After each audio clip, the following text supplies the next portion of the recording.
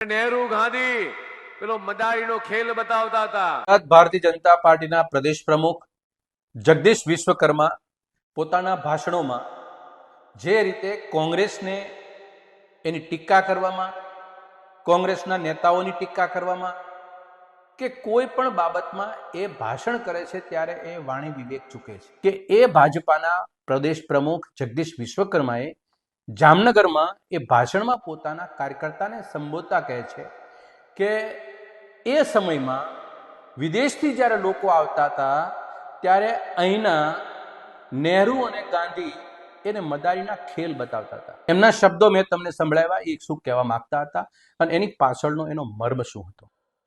એનાથી વાત અટકતી નથી, પણ બેહુદી વાત અને પાયા અને જમીન ઉપર ટકી ન શકે એવી વાત એને શું કરી.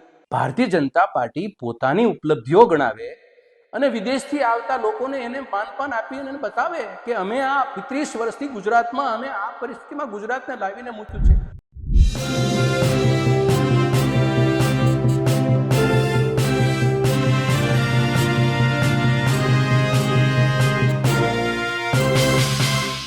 હું તમને એમ કહું કે ના લાયક જગદીશ વિશ્વકર્મા, તો તમને થશે કે હું એમને અપશબ્દો કહી રહ્યો છું. પણ જો તમે એનો સંધિ વિક્ષેપ કરો કે ના લાયક એટલે કે જે લાયક નથી, તમને થશે કે આ વાત મારે કહેવાની કેમ જરૂર પડી. એક વિડીયો સામે આવ્યો જેમાં તેઓ કહી રહ્યા છે કે નહેરુ અને ગાંધીના સમયમાં જ્યારે વિદેશથી નેતાઓ આવતા તો આપણે મદારીની રમત રમાડતા, દેખાડતા વિદેશીઓને. જે મદારીની રમત કે બધા લોકો હોય એ લોકોને દેખાડતા. અને જ્યારે સમય બદલાયો છે, નરેન્દ્ર મોદીનો સમય છે, તો આજે આપણે ગિફ્ટ સિટી અને બ્લા બ્લા બ્લા બ્લા બધું દેખાડી રહ્યા છીએ. મારો સવાલ એ છે જગદીશ વિશ્વકર્માને કે જ્યારે તમારું જન્મ નહોતું થયું ને ત્યારે નહેરુ અને ગાંધીએ આ દેશ માટે, આઝાદી માટે લડત લડી, આ દેશને ઊભો કર્યો. અને આજે પાટાપિંડી કરીને તમે આજે ગાંધી અને નહેરુને ભાંડી રહ્યા છો. ભાન એટલું પણ ન ભૂલવું જોઈએ જગદીશભાઈ કે પરત ન ખેંચી શકાય. તમારી સરકાર છે, તમારી પોલીસ છે, તમે કોઈને પકડી શકો છો, જેલમાં નાખી શકો છો, પણ એ વાત ક્યારે ભૂલવી જોઈએ નહીં. ગાંધી અને નહેરુના કારણે જ આજે તમે આ બોલી શકો છો. એક ચાયવાળો પ્રધાનમંત્રી બની શકે છે, હિટલરશાહી કરી શકે છે, મન ફાવે એને ઈડી મોકલીને પકડાવી શકે છે, CBIનું કેસ કરાવીને અંદર નંખાવી શકે છે.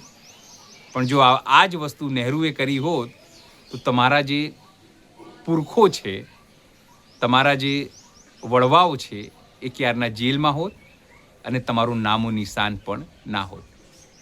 આ જ મુદ્દે કોંગ્રેસના નેતા છે મનહર પટેલ, એમણે કહ્યું છે કે ભાન ન ભૂલો, કારણ કે સત્તા ક્યારેક હંમેશા માટે રહેતી નથી. નમસ્કાર, હું છું ચિંતામણી પુત્રીલ પટેલ. સ્વાગત છે આપનું અમારા વિશેષ કાર્યક્રમમાં.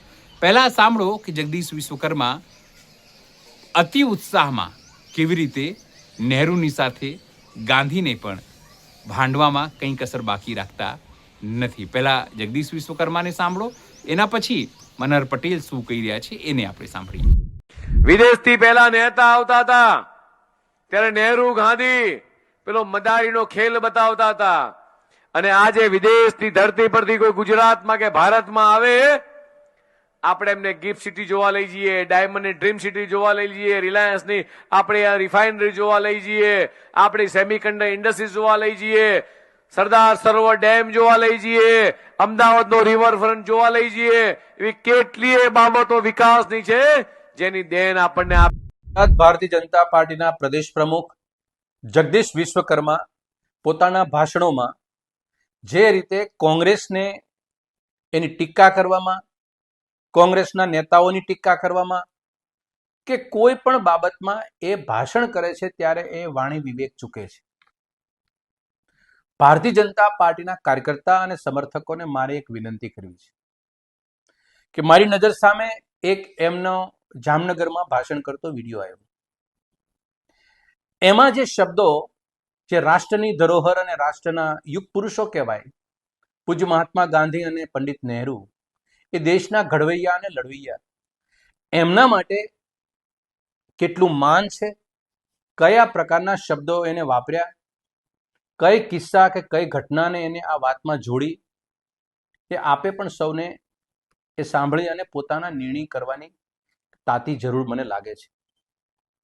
હું આ વિડીયો આપની સમક્ષ મૂકતા પહેલા એના બેઠા શબ્દો બે હું કહેવા માંગુ છું કે એ ભાજપાના પ્રદેશ પ્રમુખ જગદીશ વિશ્વકર્માએ જામનગરમાં એ ભાષણમાં પોતાના કાર્યકર્તાને સંબોધતા કહે છે કે એ સમયમાં વિદેશથી જ્યારે લોકો આવતા હતા ત્યારે અહીંના નહેરુ અને ગાંધી એને મદારીના ખેલ બતાવતા હતા, એની રમત બતાવતા હતા. અને આજે એમ કરીને એને ભારતીય જનતા પાર્ટીના એના આરાધ્યોના પ્રશંસાની શરૂઆત કરી. હું આ વિડીયો આપની સમક્ષ મૂકું છું, આપ પહેલા સાંભળી. જગદીશ વિશ્વકર્મા એને કોંગ્રેસની ટીકા કરતા કરતા પોતાના ભાષણમાં એના કાર્યકર્તાઓને રાષ્ટ્રીય ધરોહરની પણ ટીકા કરવાની શરૂઆત ભાષણમાં કરી. એને રાષ્ટ્રપિતા મહાત્મા ગાંધી અને દેશના પહેલા પ્રધાનમંત્રી પંડિત નહેરુને પણ ન છોડ્યા. એમના શબ્દો મેં તમને સંભળાવ્યા, એ શું કહેવા માંગતા હતા અને એની પાછળનો એનો મર્મ શું હતો.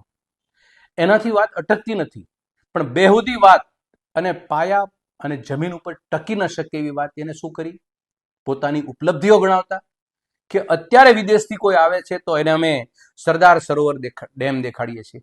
સરદાર સરોવર ડેમની અંદર તમારી શું ઉપલબ્ધિ, તમારું શું યોગદાન? એ પંડિત નહેરુએ પથ્થર મૂક્યો હતો, ભારતીય જનતા પાર્ટીના શ્યામા પ્રસાદ મુખર્જીએ નહીં. બીજી બાબત એ કે છે રિલાયન્સ રિફાઇનરી એને અમે દેખાડીએ છીએ.